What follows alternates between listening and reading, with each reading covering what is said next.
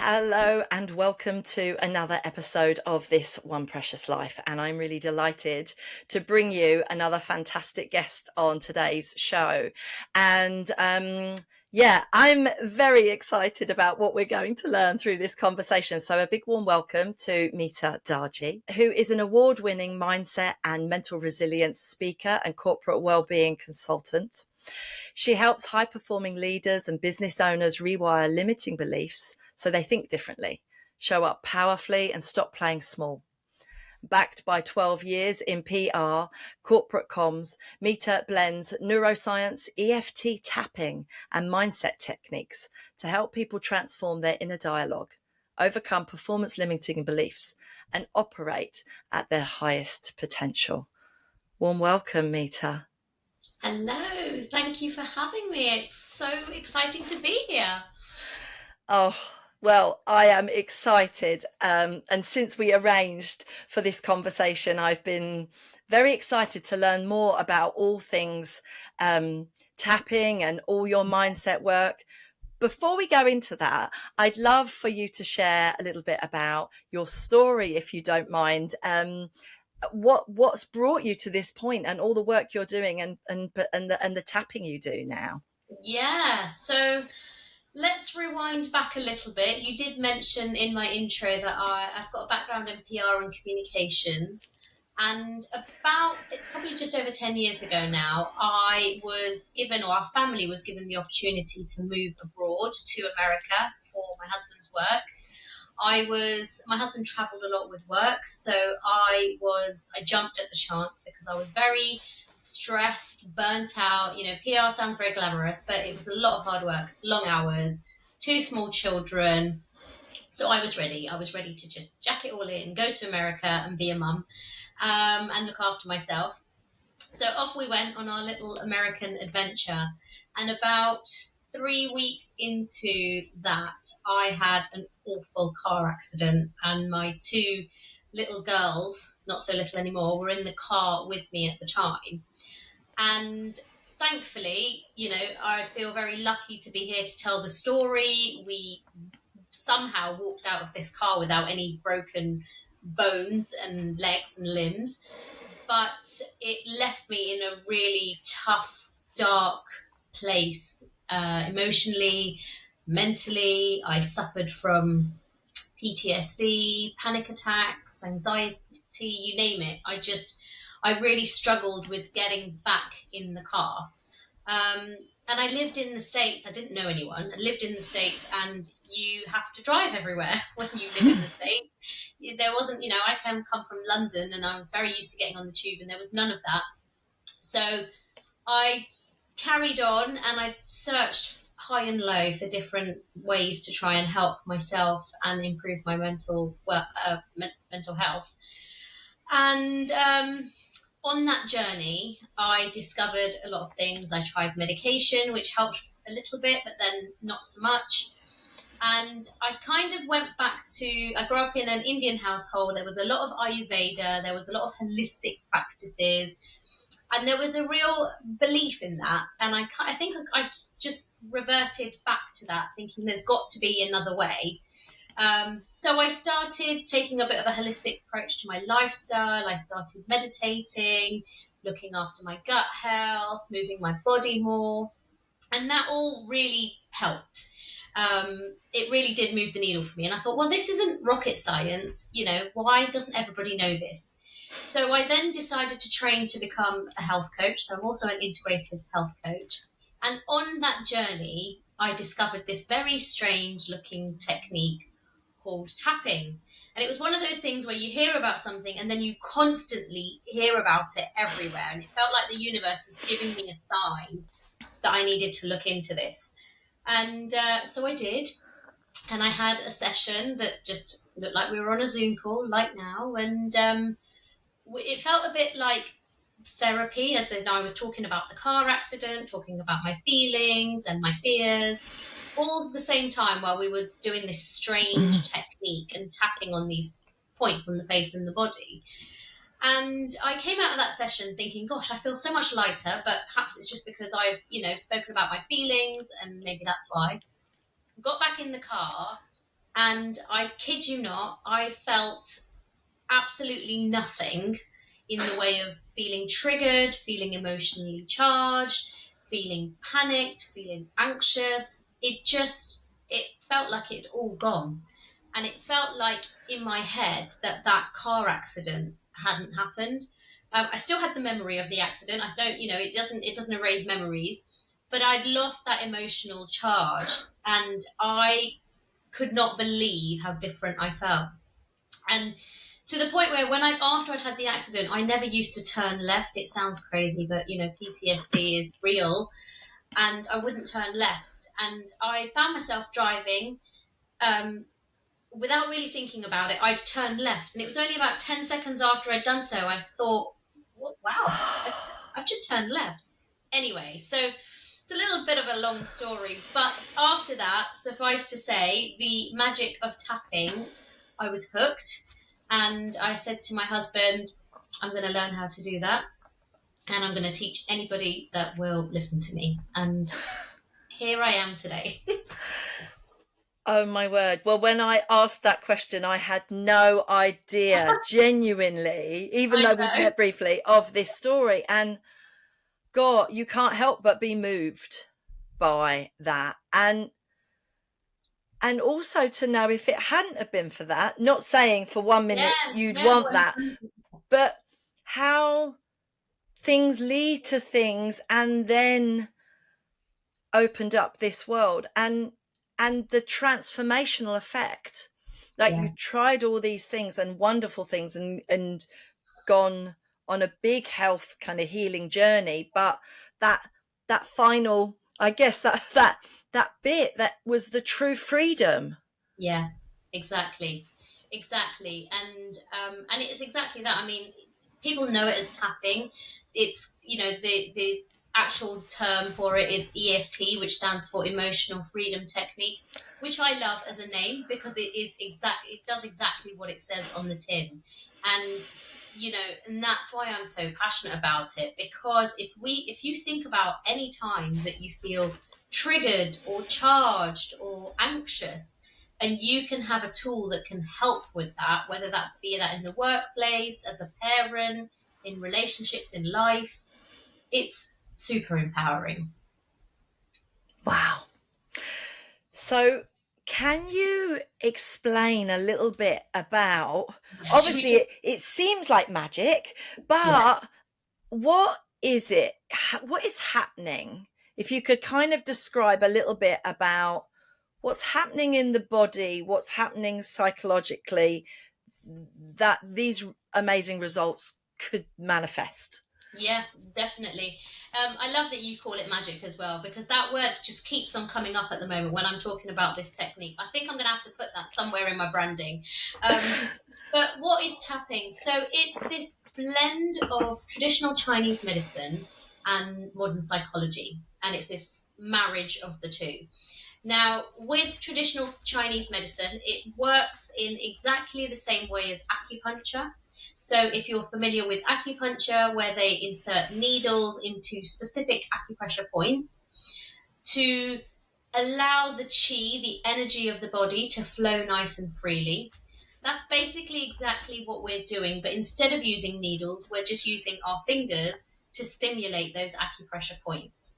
And in traditional Chinese medicine, there's a belief that if you have a mismatch in your energy or a blockage, then that will manifest either as pain in the body, anxiety, headaches, yeah, any kind of physical and emotional symptoms.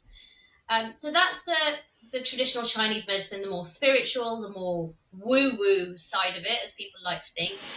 Then there's the modern psychology, which I think really got my attention, where if you think about when you feel anxious or worried or scared, generally we have a feeling in the body. So you might feel like your heart starts beating really fast, or you get a bit of a headache, or you've got that sort of churning feeling in your stomach. That's a small part in your brain called the amygdala, which is this small almond shape that is basically like a fire alarm and is saying to you, Meeta, you're not safe, you're not safe. You might not be in any serious danger, but that's the alarm system that's going off in the mind and then transmuting that to the body. When we tap on these points, whilst we're talking about something stressful, for example, a car accident, we switch off that amygdala. We basically turn down the fire alarm. So what happens is our brain can't tell the difference between what's real and what's imagined. And so we can think of something and it will trigger us, whether that's flying or you're scared of flying, or whether it's getting back in the car, or whether it's a boss. Even without that situation happening, we can feel quite stressed, and we start feeling it in the body. So we start talking about it and we start feeling it in the body. We do the tapping and it switches off that alarm, and suddenly the body goes into this lovely rest and digest state, and it takes you out of that fight or flight response. And that's where the magic lies with that, because it doesn't erase a memory, but it takes away the emotional charge behind the memory, and that's the power of tapping. So blending the two together, you've got this wonderful sort of science meets spirituality practice that everyone can get behind. And I'm not going to lie, it looks strange when you do it. I do this with children, I do it with my one-to-one clients, I do this in the workplace, and I host corporate wellbeing sessions teaching this technique because I feel so passionate about how burnt out people are. So it looks a little bit strange, but super, super effective. And given the modern psychology, particularly over the last, I would say, certainly just before COVID and over COVID, there's so much science behind this technique now, which I like, because especially when I'm presenting it perhaps to a corporate audience or to, more of a male-dominated audience, they're looking for the science behind it. So an hour of tapping can reduce your cortisol levels, which is your stress hormone, by 37%, which is phenomenal. Yes. And it can reduce your anxiety by 40%, 40. And that's with an hour of tapping. And, it blows my mind every time when I say those numbers. But I've actually very much the lived experience, obviously, myself, but I see this time and time again. I hosted a session just yesterday, which was a virtual session for a healthcare company in the States. And there were people on the call, and I got them to just sort of measure how stressed they were feeling on a scale of 1 to 10. And some started at sort of an 8 or a 9. And by the end of our tapping session, which wasn't even a full hour, we probably tapped for about 15 to 20 minutes at the very most. They'd gone down to a 2 or a 3. And wow. So yeah, coming back full circle to the word magic, it's exactly what it feels like. That's just amazing. Yeah. And I love both angles, the bit that is the unseen and the bit that we can explain with the data. And I love it when we can sort of have a conversation about both, because I think this is what being highly conscious is. Like, we're informed, but we are also, taking a view that understands we are energy, and appreciating that doesn't deny that part of us. Yeah, exactly that. And I think that's what makes it so beautiful, is that, you have got the spiritual side. It is a really somatic practice, and what I love about it is it really connects the mind and the body, because we tend to think of those in, as individuals. We don't really bring a lot of that together, particularly when people are talking about stress. I feel stressed. It's like, okay, I always ask my clients, or when I'm working, where do you feel the stress? And normally they don't make that connection immediately. Like, yeah, my knee's been hurting, but that's not related to my stress. Yeah. Maybe it is. Let's dive a little bit deeper, and let's be a little bit more curious. So that's what I love about the technique, is that you can go so deep with it. You can do the surface level. I need it in the moment, and I'm feeling quite triggered, or I'm feeling anxious, and you can bring your body down to sort of balance. But you can really do a much deeper dive into where are some of my limiting beliefs, whether that will be imposter syndrome, whether that's public speaking, whether that's money mindset. It just, you can take it in so many directions, and that's what I love about it. It's really versatile. And one thing just from this conversation already, what I didn't realize what was happening when you talk about the things that are stressing you or what you're finding limited or difficult. I hadn't understood, well, why are you repeating that? Because, in a lot of other things, it's sort of like put your mind what you want to focus on. So now Yeah, you've explained we're neutralizing it.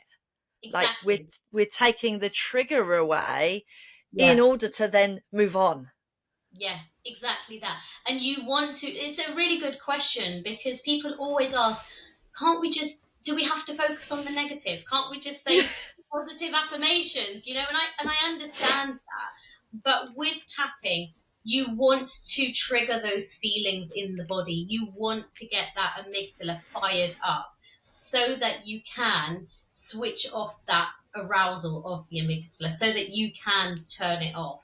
And then you can compare the difference, because then you'll go Yeah. back and think about the situation or the person or the conversation, and it will feel very different. So when you practice a tapping round, and hopefully we can have a little practice in a moment, we will address the negative first and the emotions, and then I'll take you on a bit of a journey, and then we move into the positive affirmations. That's kind of the cycle that we would go around. Amazing. Yes, I'm definitely ready for a live demo. Before we go there, because for those listening, previously I'd had a chat with Meeta because one of her recent programs has been around the money mindset. So that might be quite a nice thing to bring to me and the audience. So maybe you can just give us a little bit of an overview of some of the things you've been doing there, and then we'll go and you can try things out on me.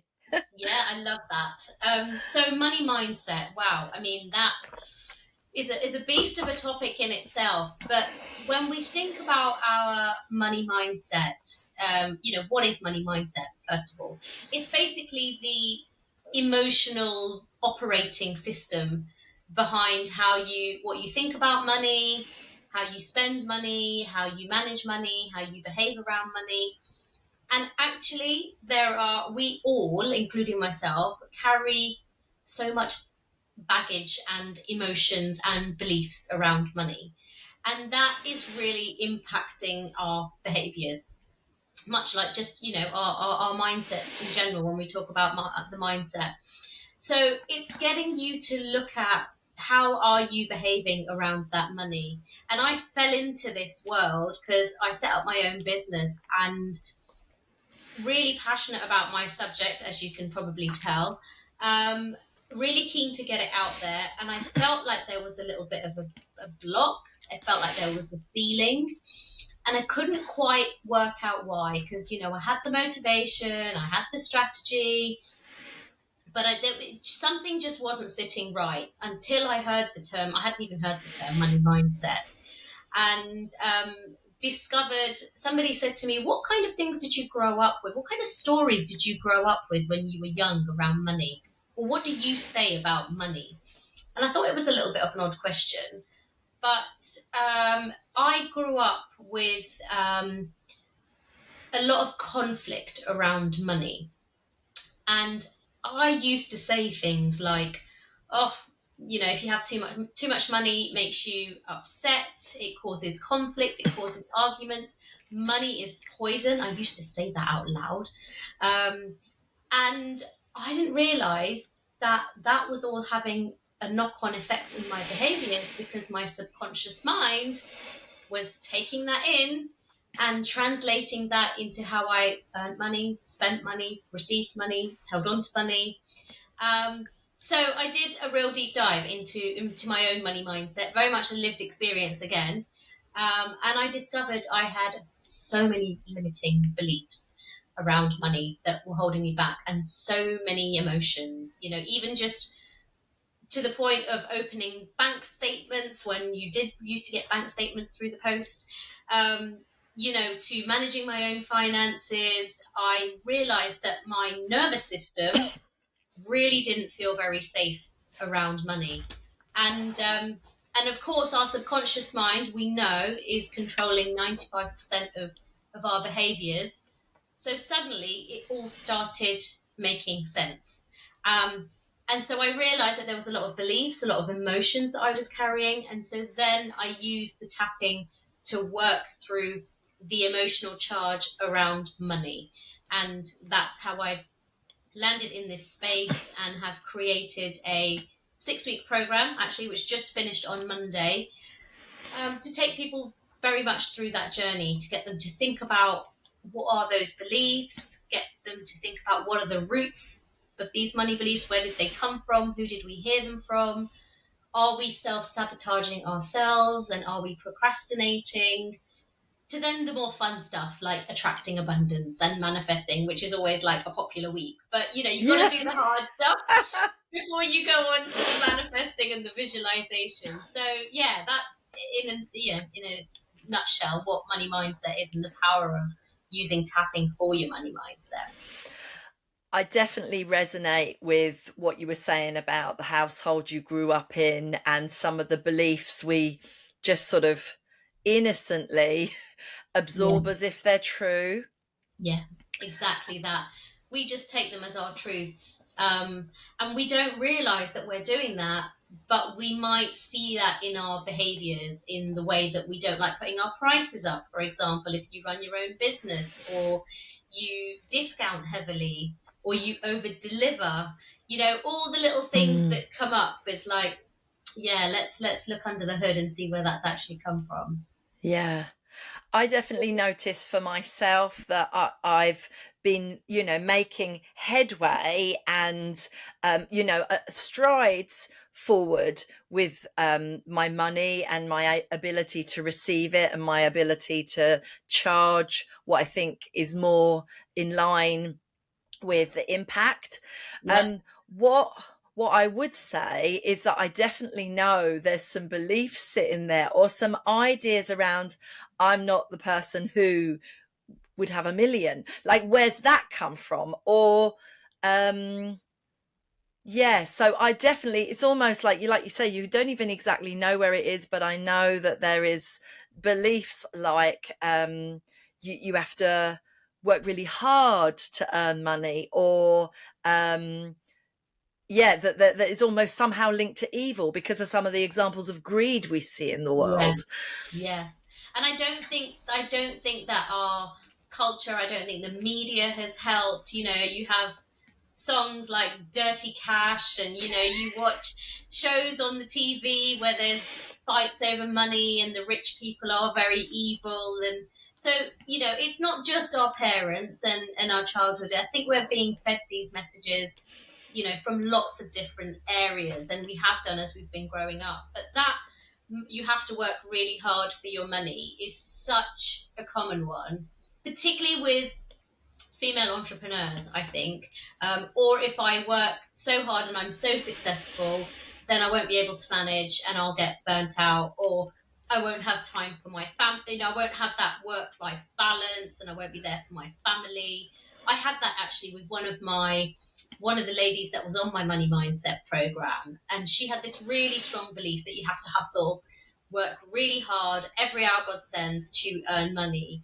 And we took her through the course, and I mean, she was doing well in her business, but I think she must have been earning maybe 2K months, maybe a bit more than that, I'm not quite sure. But we worked through her belief systems, and by the end of the course, she'd earned enough in that 4-week period that paid for the course 10 times over.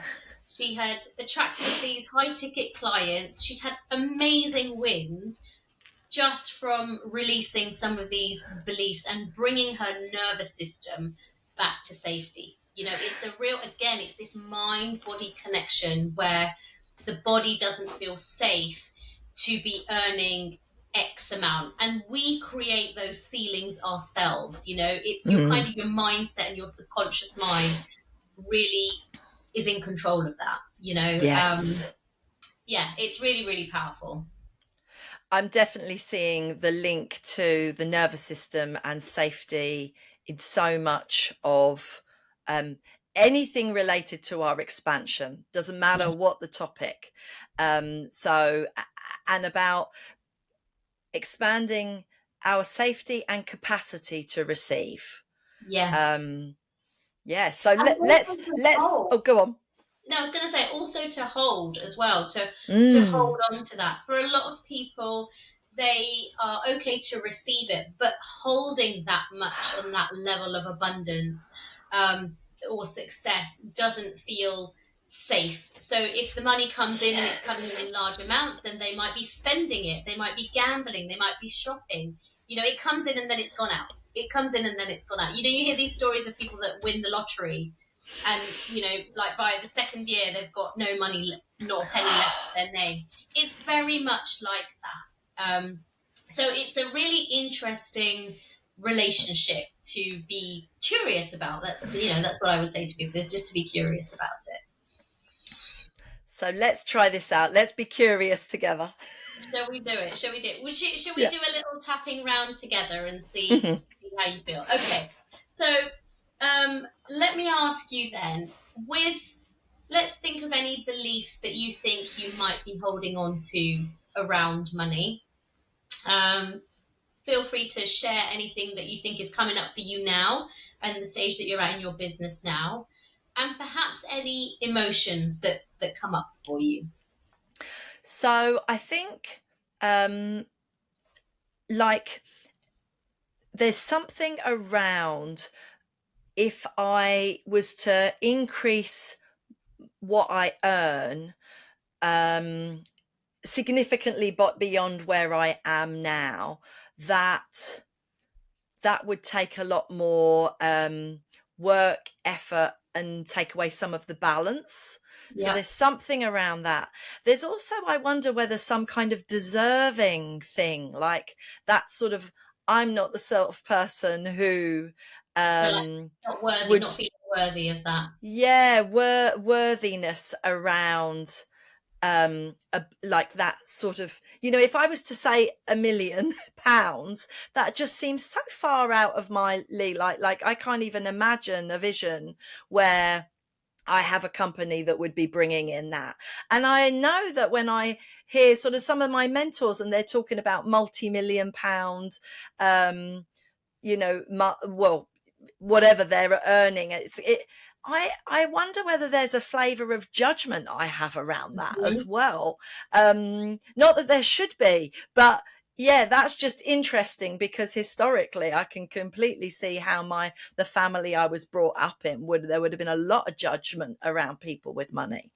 Yeah. And so what kind of things did you hear when you were growing up? Was it like money doesn't grow on trees, or we're not Yes. like them, or what kind of things did you hear?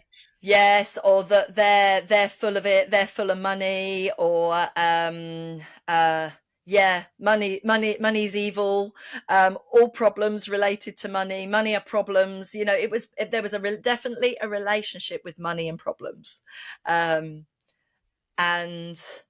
also being careful with money, Mm. because money doesn't grow on trees, and we haven't got much money. So yeah, definitely things like that. And I know even with the way I spend, like I'm getting better, but it it used to be quite a big deal for me to go out and buy myself something new, like because I'd just overthink things, buying nice things for myself. So there's definitely, and in the same vein, and I don't know whether it's particularly related, but also parting with things that no Mm. longer serve, because they don't make you richer, but it's sort of like, I think, I know, for example, my mother holds on to stuff because I might need that one day, or so there's Yeah. a very interesting relationship just around circulation Yeah. of it all. Got it. Yep. And all of what you're saying is so common in terms of the beliefs and the blocks that people are carrying, and we don't even realize that they are blocks. So let's give it a go. I think what I'll do is I'll show you the points so that you're familiar with the tapping points, and then we'll do a little round together where I'll be tapping with you and you're just going to repeat after me, and then maybe we can see how you found it at the end. Yeah. Okay, so there's 9 main points when we do our kind of traditional tapping. The first one is the side of the hand. So if I can get you to put one hand up, and using your other hand, you're going to just tap on the side, the sort of the meaty part of the other hand there. Doesn't matter which hand, you can swap between the two, whichever one feels more comfortable.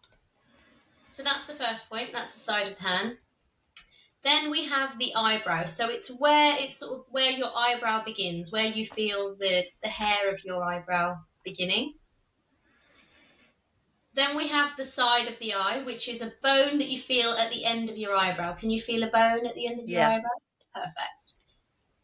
Then we have underneath the eye. So again, another bone. And these are all related. Some are related to different organs in our body, different meridian points. That's more of a deeper dive, but I will share that this is the stomach meridian underneath the eye. So if you feel nauseous, butterflies in the stomach, this is a really nice point to come to. Then we've got underneath the nose. And then we have the chin point, which is just that dip that you feel underneath your mouth. I told you it looks a little strange. And then we've got the collarbone. So finding your collarbone and then just coming down like a couple of inches or an inch and a half and tapping here. And I like to use 2 hands for this one. So I think it's lovely and it's really soothing. I use this one all the time. Then we've got underneath the armpit. So that's like 4 inches underneath your armpit. It's like bra line for women, but 4 inches underneath your armpit. And then we have the top of the head, which is sort of just the central head, top of the head. There we go. So those are the 9 points. We'll just go round in a sequence. It's very intuitive once you've done it a couple of times. Don't worry too much about staying at exactly the same point that I'm at. If we were at different points, it doesn't matter too much. As long as you're doing the tapping, then that's the main thing. Okay, so maybe we'll do a little tap to address some of these beliefs that you're holding on to. Maybe pick up on some of the emotions that you might be feeling. And then we'll end with some affirmations, so something a little bit positive. Okay, ready? Yes. Okay, so let's start tapping here. And I'm going to get you just for a moment to just close your eyes for me. And let's take a nice deep breath in through the nose and out through the mouth. Good. And I want you to just think about some of the emotions that you're carrying around money. Maybe there's fear, maybe there's scarcity, maybe there's anxiety. And these money beliefs that you're carrying, where do you think they are as you're bringing up these beliefs? And perhaps think about yourself earning £1 million, because that feels so unreal to you and it really just doesn't feel like it's your truth. Where do you feel that discomfort in the body right now? My chest. Your chest. Okay. Does it feel tight, constricted? Yeah, and also my stomach. And your stomach. Okay. All right. So there we go. Our bodies are just this wonderful barometer. They're always talking to us. So let's just pay attention to that. Bring that to the surface. And then you're just going to tap at this point for now. We're going to take one more deep breath in and out. And repeating after me. Even though I have these money beliefs that I've probably inherited, that I probably inherited, that are impacting how I behave around money. I deeply and completely love and accept myself. Even though there's a part of me that can't connect with £1 million. Because who am I to earn that kind of money? I don't feel worthy of that success and abundance. And I feel that in my body. And I feel that in my body. I feel it in my chest. I feel it in my chest. I feel it in my stomach. I feel it in my stomach. It feels really uncomfortable. It feels really uncomfortable. My nervous system doesn't feel safe. My nervous system doesn't feel safe. Right here and right now. Right here and right now. I'm giving my body permission to relax. I'm giving my body permission to relax. Good. And then we're going to start moving through the points. So eyebrow point, and just continuing to tap through the points and repeating after me. All these money stories. All these money stories. Things I heard growing up. Things I heard growing up. Money doesn't grow on trees. Money doesn't grow on trees. We don't have a lot of money. We don't have a lot of money. We have to be careful how we spend money. We have to be careful how we spend money. Money causes problems. Money causes problems. All these beliefs. All these beliefs. Money is the root of all evil. Money is the root of all evil. Because maybe rich people aren't nice. Because maybe rich people aren't nice. Maybe they're arrogant and rude. Maybe they're arrogant and rude. And we're not like them. And we're not like them. I can really connect with these truths. I can really connect with these truths. Are they truths or are they just limiting beliefs? Are they truths or are they just limiting beliefs? I'm open to the idea. I'm open to the idea That this is just old programming. that this is just old programming. And it is possible. And it is possible For me to reset and rewire. For me to reset and rewire My money programming. my money programming. So I'm choosing to release and let go. So I'm choosing to release and let go Of all the beliefs. of all the beliefs And all the fears. and all the fears That I'm holding on to. that I'm holding on to Around success and abundance. around success and abundance. It's safe for me to let them go now. It's safe for me to let them go now. I'm worthy of letting them go. I'm worthy of letting them go. I choose to feel safe in receiving money. I choose to feel safe in receiving money. I choose to be a clear channel. I choose to be a clear channel To receive money and new opportunities. to receive money and new opportunities. And maybe miracles will come my way. And maybe miracles will come my way. It feels good to say that. It feels good to say that. Because when I change my thoughts, Because when I change my thoughts, I change how I feel. I change how I feel. And I am the author of my money story. And I am the author of my money story. Good. And let's just put your hand over your heart for a moment. Just take a deep breath here. And exhale. And just connect to see how that felt for you. If it felt uncomfortable to say, if you felt anything in the body, if you felt any tingles. Just see how the body and the nervous system is talking to you, because that was a really short round. But maybe it got you to connect a little bit with that old programming, those old belief systems, or old BS, I like to call it. And there you have it. Thank you so much. I'm definitely noticing a level calmer with it. Yeah. Yeah. And I liked the transition from the old to then I'm open to the idea. Yes. To the new. Yes. Yes. So yeah, I feel with tapping, you do have to be quite careful. Well, this is my view anyway, that you have to be quite careful with the words, because we're addressing the negative, we're addressing how we're feeling, and that can feel really validating. It can, as we have that acceptance and that acknowledgement. But at the same time, you can't then go from that to I am a millionaire, because the brain just won't receive that. And it will keep coming back at you as, no, you're not, no, you're not. So with tapping, I always like to use, especially with affirmations, instead of I am, I choose or I am open to. And it's a much nicer transition for the brain because I choose, I always have a choice. We always have a choice in how we respond in a Mm. situation.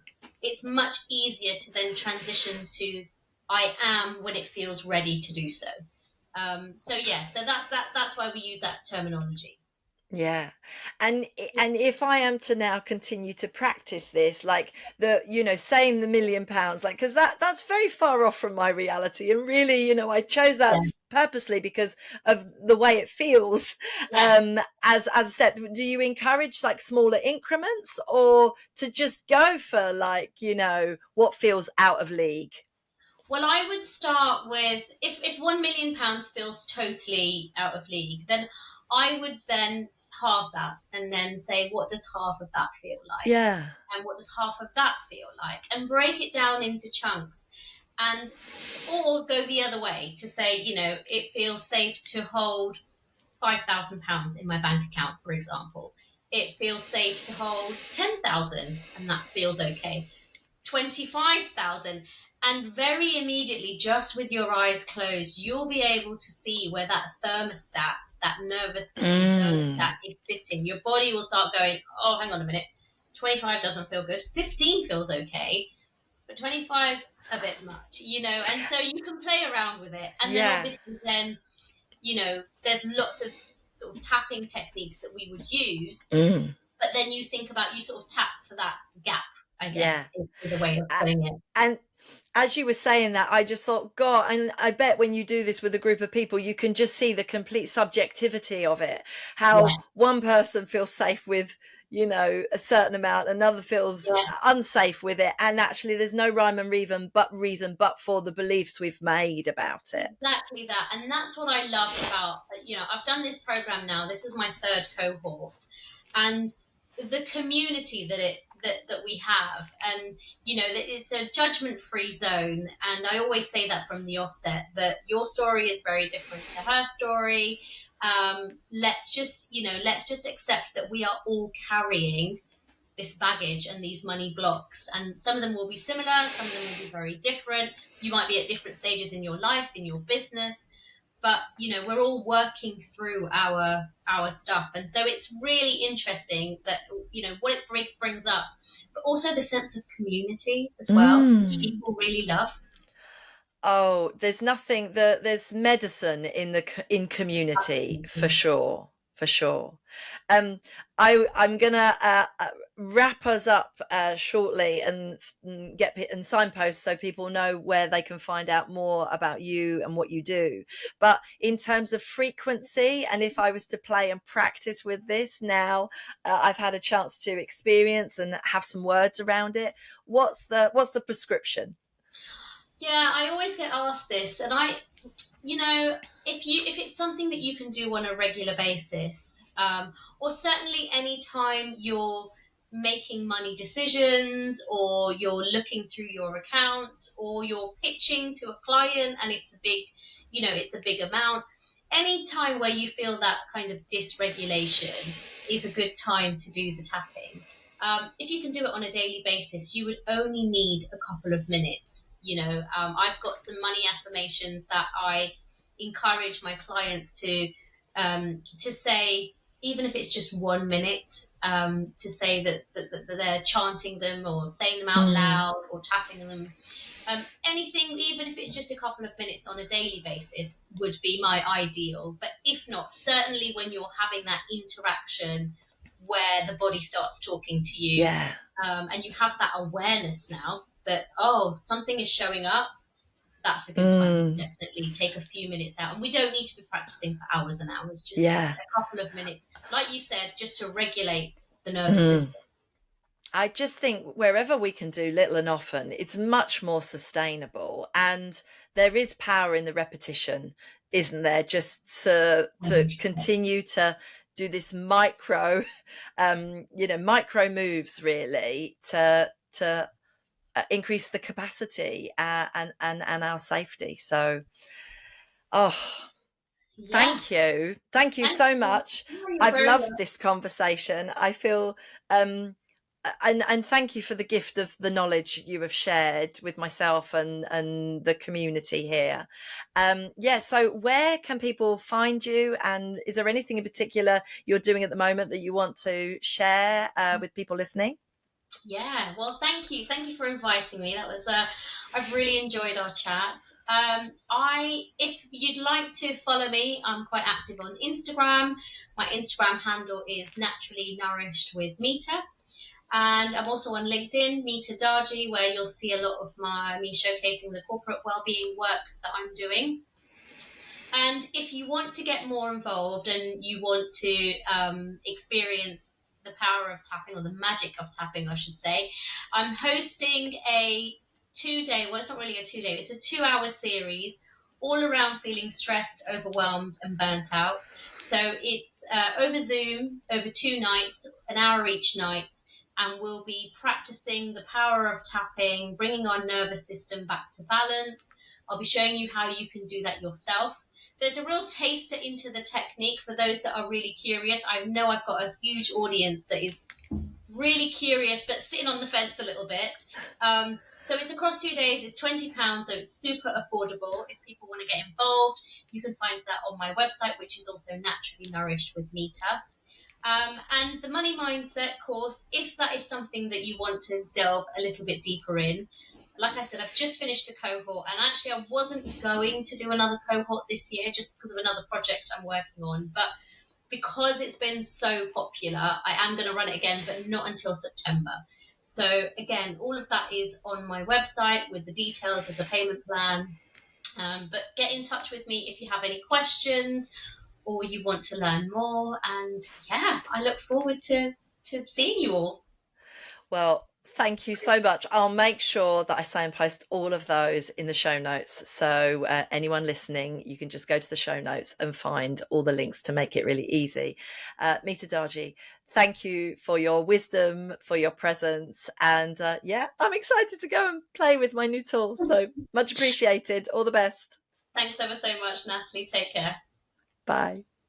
Thank you so much for tuning in for that special conversation with Meeta. I hope you enjoyed it as much as I did. I certainly feel that I've learnt a lot and have got some things to walk away and try. And in terms of trying out things, I wanted to ask if you have already signed up for my free monthly online women's circle called the Remembering. If not, it's a beautifully, slowly growing community of wonderful women, listeners to the show, and people in my community that are coming together once a month to reconnect with what's true and important to them, to have some beautiful questions to journal on, to share, and to have a moment carved out in the month where you reflect on what's important and set some gentle intentions around what you want to move towards more and call in more in your life. So I'll put the link in the show notes so you can find out more, but it's free to join, completely beautiful. And if you're not already there, then I encourage that you check it out. So I hope to see you maybe in one of those calls soon. In the meantime, please take care of yourself. I'm sending you so much love. Remember how precious you are. And if you have enjoyed this space and this conversation, then please do rate the show and review, because it helps more people find us and for us to spread this knowledge and wisdom to more people that it could benefit and make an impact for the good in their lives. Take care and remember how precious you are.